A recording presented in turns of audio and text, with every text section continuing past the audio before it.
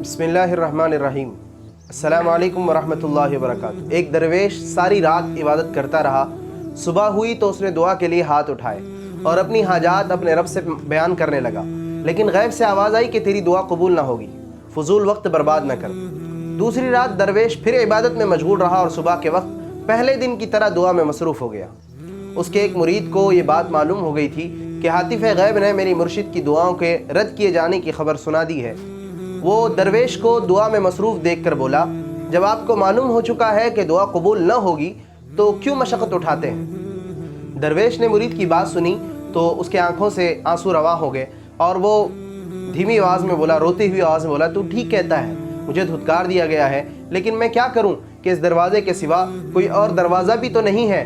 अगर खुदा ने मेरी तरफ तवज्जो नहीं की और मेरी दुआ कबूल नहीं की तो तू ये ख्याल न कर कि मैं इसका दर छोड़कर कहीं और चला जाऊं।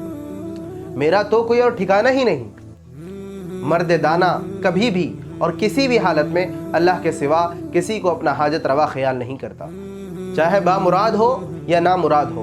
उसकी पेशानी सिर्फ और सिर्फ मालिक हकीकी की चौखट पर ही सजदारेज़ होती है।